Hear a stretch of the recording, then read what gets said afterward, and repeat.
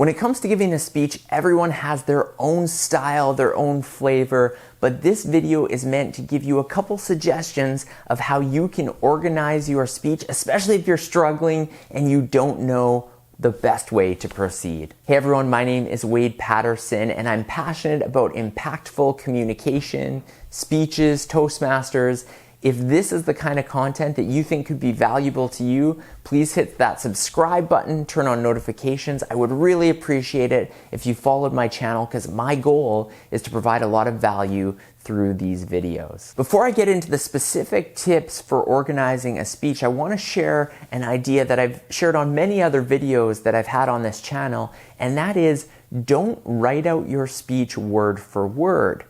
Now, if you're somebody who is brand new to speaking, this is probably a tempting thing that you want to have all of those words written down as a crutch. But the problem with that process is that we rely on that piece of paper. And what often happens is people hold up the piece of paper and they read verbatim what they have written down.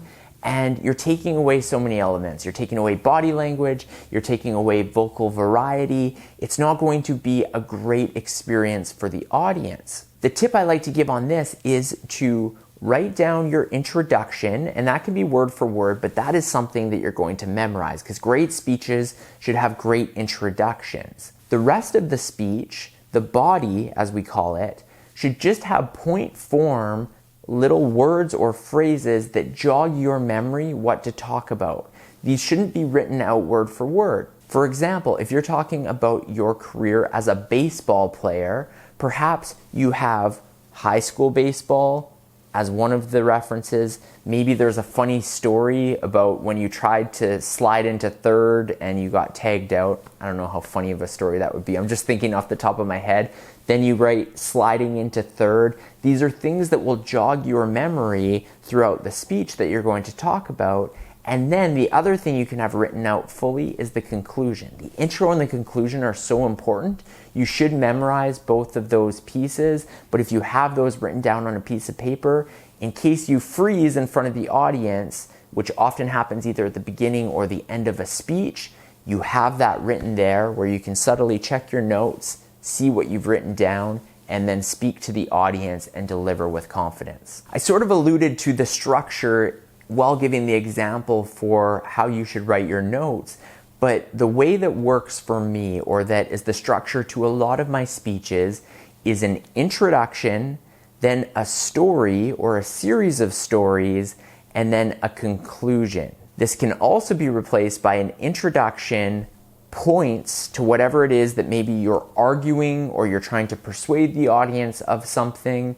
Maybe it's 1, 3, or 5 points that you have.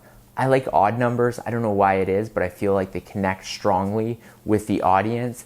And then a conclusion. So that should be the structure. And this all starts with a powerful introduction. Audiences are going to judge you on your first few words as a speaker. So if you can capture their attention, if you can intrigue them with a powerful introduction right from the get-go, you're going to have their attention. You're going to get them. If it's a generic sort of, hi everyone, my name is Wade Patterson, and there's a few things I'm going to talk to you about today. Really excited for this opportunity. Before I do that, a little bit about myself. That is how so many speeches start, but they are not the most engaging speeches. If you can say something right off the top to hook your audience, that is going to be a powerful and memorable speech. I'm going to give you an example of this. Maybe it'll sound a little bit bizarre, but pretend that the speaker is somebody who used to be addicted to gambling, but who has overcome that addiction, and now they are telling the audience about their experience and how they overcame that addiction.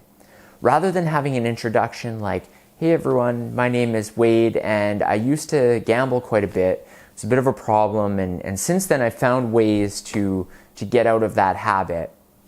Okay, that's fine. It's kind of giving the context, but I may have already lost some members of the audience because it hasn't hooked them. Instead, you could have something like this for a powerful introduction. So there I was, standing in front of the roulette wheel. I had already put my money down. There was no going back. It was everything I had. Everything I had was on even. And as the ball bounced around and landed on that number, I realized my life would change forever. That kind of introduction is going to be much more powerful. The audience is going to think, what happened? Did it land on odd? Did it land on even? How is my life going to change? What is happening here? A powerful introduction that's a little teaser to what you're going to talk about is going to grab the audience and draw them in. After you nail that powerful introduction, you're going to want to have a strong middle or body of your speech. It depends what you're trying to accomplish. If you're trying to inform your audience or convince them of an argument, then we're going to call these different elements points.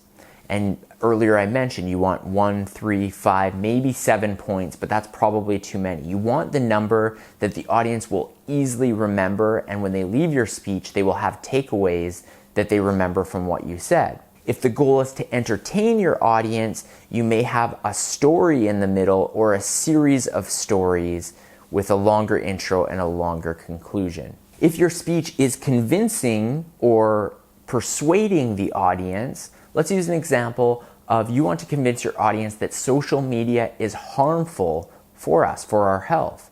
Well, that's great to just say that, but you need to have points to your argument that reinforce that idea. If not, I could argue right back, hey, social media is a great marketing opportunity. It's a great way to stay connected with people from other countries where that is not as easy to do perhaps through email and all of the tools that social media gives us. It gives people without an audience an opportunity to tap in to a greater number of people.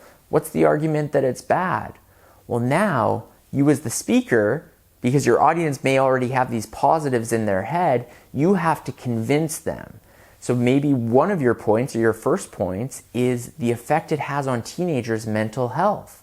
The fact that they're constantly comparing themselves to a highlight reel of other people's lives, and it's not a fair comparison. It's a filtered reality that they're looking through. That's a pretty strong argument. That could be argument number one. And then maybe example number 2 points to the average amount of time wasted in a day by the average person checking social media. And so it's saying you're wasting the time in your life that you could be doing something productive.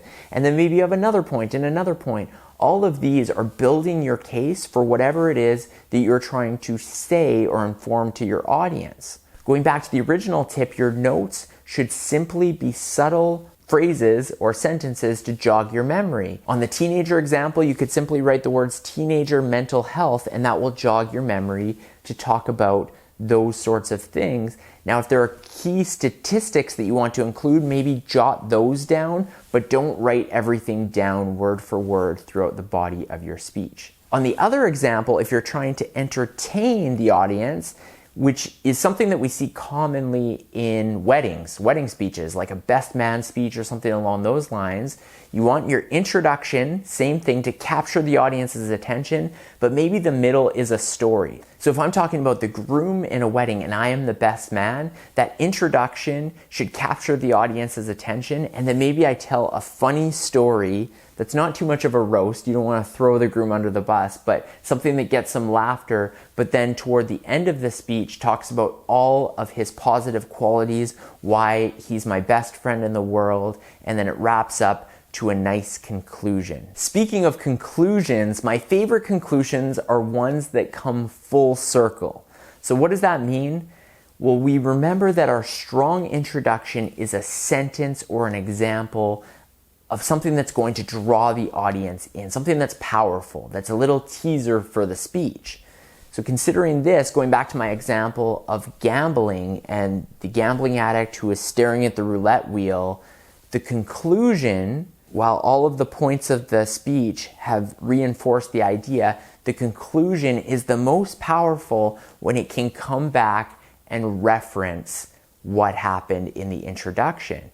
Using this gambling example, I said that if it landed on the wrong number, that I would lose all of my money. Perhaps the conclusion says that the number did land on what I didn't have my money placed on. However, that was the best thing that happened to me because I had to hit rock bottom before I could reinforce my life and get to a better spot. For the social media example, if you had a powerful statement as your introduction, again, you're going to touch on that in the conclusion, remind the audience, and it feels like the speech all came together. It's sort of like wrapping a bow on it. I hope that this video on how to organize your speech was helpful. Please leave a comment below if there's anything I didn't answer that you were looking for, or if you enjoyed the video, let me know that. That's always a great thing to see, is those positive comments. Please subscribe to my channel, and I hope you have an awesome day.